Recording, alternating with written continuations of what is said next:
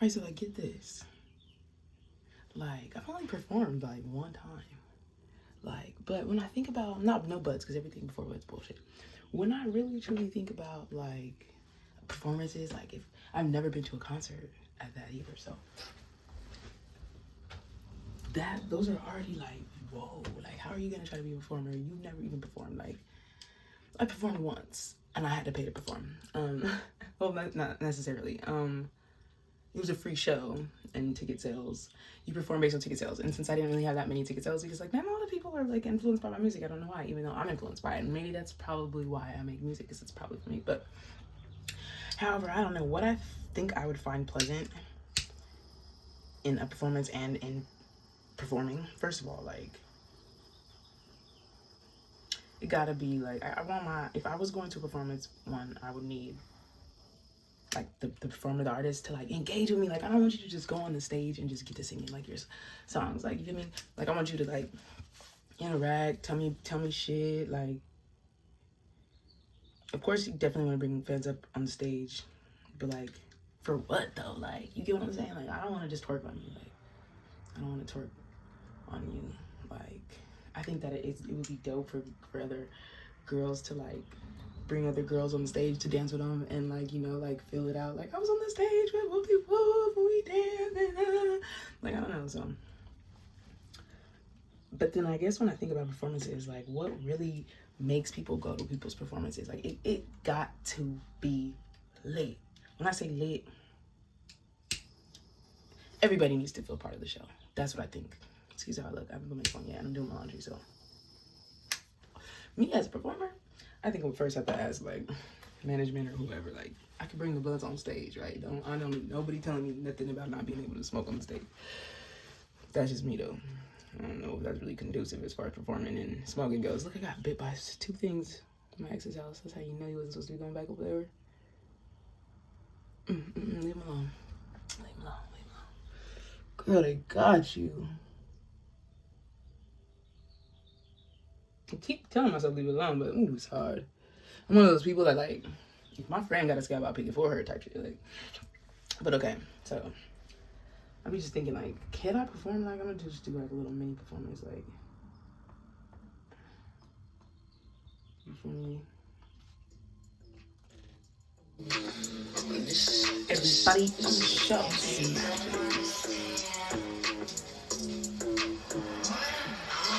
Stand over and jubilate, wanna rock, come on, bang, he should spin, he should shot, what you getting on, nigga, well, don't stop, yeah, cause that's the type that I like, need a nigga that's like that, oh, I got him, that's a fact, tell these niggas, what's that, yeah, he's a bitch, ass, so my ex niggas like, don't wanna brag, no, when you see me looking good like this, but you wanna say I'm good, and I'm good, and I is and I is.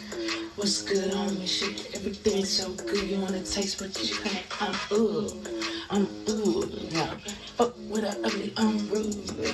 Spinning it, like I'm living, flexing on my nigga, that's my style. I'm lit and I'm gold. These bitches so old and they bold, cause it's so unpredictable.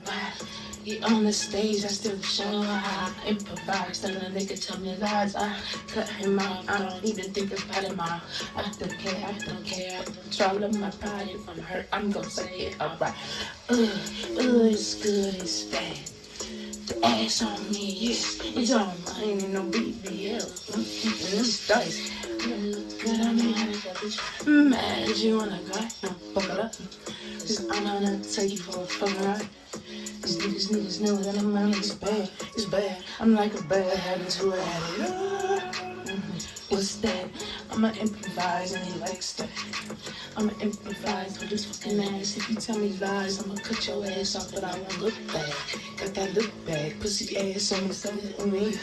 Look at it, yeah, that's it, the big trip, what it is. Okay, so takeaways would definitely be, and you feel me, like, you gotta do another song after that one, so little like slight joke or something. Definitely don't want to, I take it back about smoking on stage, because it's like, what are you gonna do with your hands? Holding it, breathing, smoking, it's not hard. Don't smoke out, I'm gonna drop it. Catch my breath. Okay. You definitely want to have the CD curated for your main parts, because you cannot sing the whole song. You can't be on stage performing the whole song because you're just not gonna. You didn't even record it that way. Excuse me, I'm still trying to catch my breath and burp. You can't really do it that way because you're not gonna be able to sing your whole song because you didn't record your whole song in one take. So why would you perform your song in one take? So you definitely, I want to say, want to have your CD or your background music curated to the parts you know, the parts that aren't, that you're not gonna, the parts where you're gonna be catching your breath and doing your dancing. You want to have that on the CD doing your background so you could do that little breath, because obviously performing it, run tight, air go through, it's not that stimulating. You lose like track sometimes of your lyrics or your movements. So you really just want to have that notion planned out or figured out. I don't recommend going and performing your skit just off the top of your dome. I think you would have to definitely have it arranged, an arrangement, so that you know which parts you're going to be rapping and recording and performing and the parts you're not, because you cannot perform the whole song in its entirety. It's just not smart. Especially like ad-libs, you're gonna be ad-libbing. You're like, come on now. Like, no. Anyways, another thing I would think about is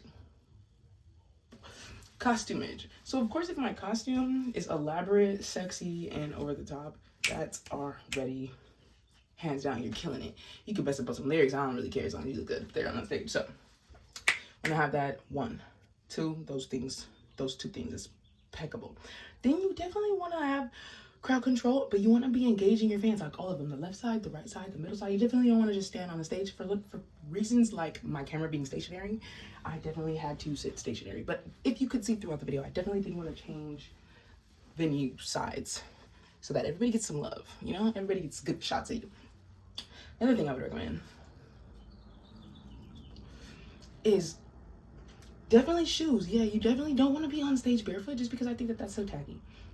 Especially if I'm paying to wear my shoes and you're performing, I think that that's like iconic of a performer to have her shoes on. Like, damn, she's doing that. She came out looking like $1 million with some shoes on, looking like they could break her ankle. She was doing all that on the stage. Like, so you definitely either want to have movements that are good, or platform shoes that are reliable for performing in.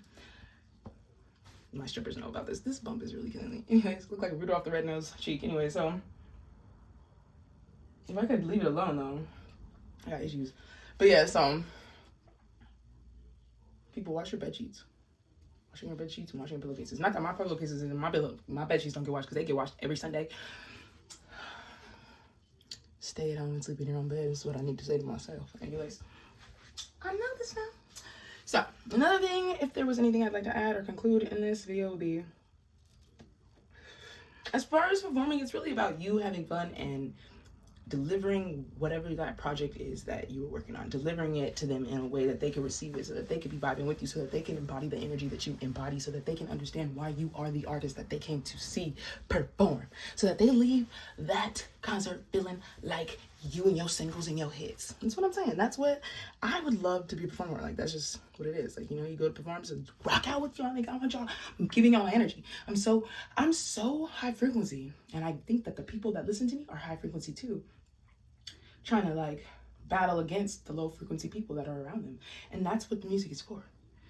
So in all its entirety, I don't want you to leave feeling like, dang, like, now what are we gonna get on? Like, I want everybody to be like still singing this song. I want people to be like doing the moves, like, and she was on stage, like you feel me? And yet sometimes I understand that calls for a little elaborateness, and some might even say alcohol and like an unsavory activity. However, we're not paying for the mundane. We are paying for the hype. And quite frankly, I feel like if you go on the stage, if you are a performer and I paid my money to see you perform, and a fight breaks out, and this is to give nobody no shade, if a fight breaks out, I'm gonna expect for you to get your security to get the fight together and then continue to perform.